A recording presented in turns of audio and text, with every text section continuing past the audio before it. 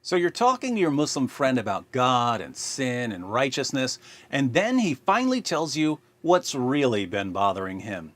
Why do Christians eat pork? Unless he's an American convert to Islam, in which case he'll say it like this. Pork is the white man, and the white man is pork. Have you spelled white man backwards? What does it spell? Pork. Now, when this topic comes up, you'll have an urge to start explaining the differences between the Old Covenant and the New Covenant, and to show your Muslim friend certain passages about dietary restrictions to help him understand what the Bible is saying to various groups. But you must resist this urge, because if you let your Muslim friend keep talking about pork and the Bible, he will eventually bury his own prophet. Let's see how this is done. With us, as always, is everyone's favorite fake debater, Dr. Zakir Naik. Dr. Naik, could you show us how to bury your own prophet? I mean, could you tell us why we shouldn't eat pork? Bible says in the book of Leviticus, chapter number 11, verse number 7 and 8, that thou shalt not eat the flesh of swine, nor touch its carcass. It's unclean for you. He's dug the hole, ladies and gentlemen. If Zakir Naik were a truck, he'd be grave digger. Keep going, Dr. Naik.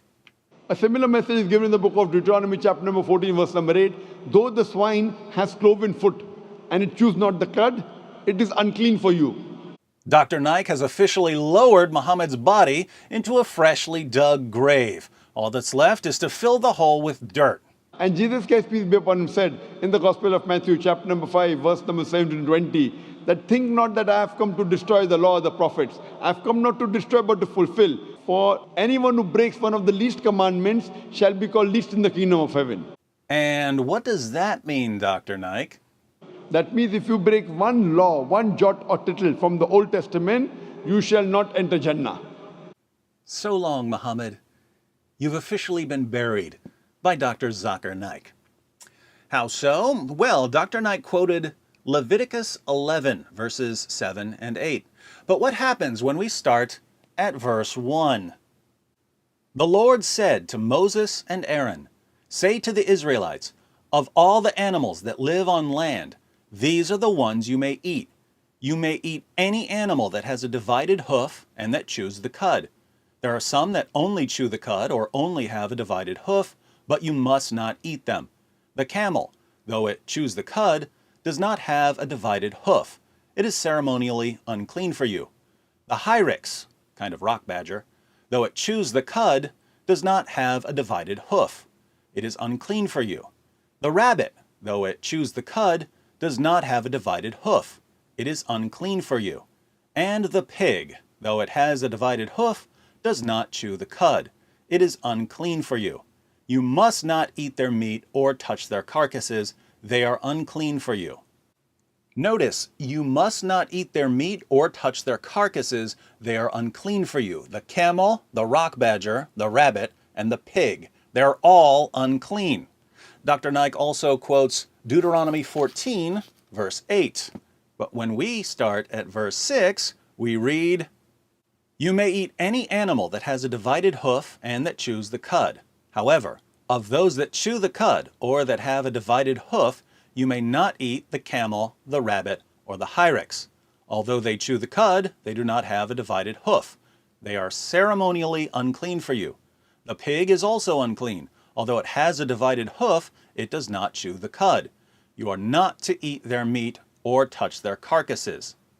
So the same passages that say, don't eat pig meat, it's unclean, also say, don't eat camel meat, it's unclean, and don't eat rabbit meat, it's unclean.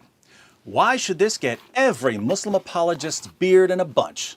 Sahih Bukhari, 2572. Narrated Anas, we provoked a rabbit at Mar al-Zahran till it started jumping, and the people ran after it but were exhausted.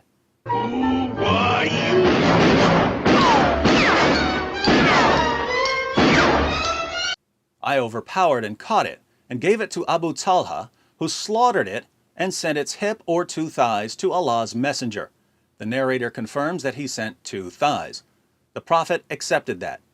The sub-narrator asked Anas, "Did the Prophet eat from it?" Anas replied, "He ate from it." Muhammad ate that unclean, wascally wabbit, and he liked it. Hey, what's up, Doc? We really mean it. Sahih al-Bukhari, 2485. Narrated Rafi' bin Khadij. We used to offer the Asr prayer with the Prophet and slaughter a camel, the meat of which would be divided in 10 parts, and we would eat the cooked meat before sunset.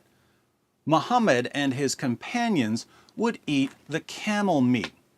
The Quran itself allows Muslims to eat camel meat. Surah 22, verse 36. The sacrificial camels we have made for you as among the symbols from Allah. In them is much good for you. Then pronounce the name of Allah over them as they line up for sacrifice. When they are down on their sides after slaughter, eat ye thereof, and feed such as beg not but live in contentment, and such as beg with due humility. Thus we have made animals subject to you, that ye may be grateful. I actually have video footage of Muslims sacrificing a camel.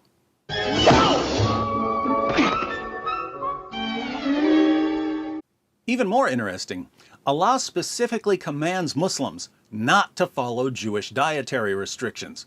In Surah 2, verse 208 of the Quran, Allah declares, "O you who believe, enter completely into Islam, and do not follow the footsteps of Satan. Surely he is your open enemy."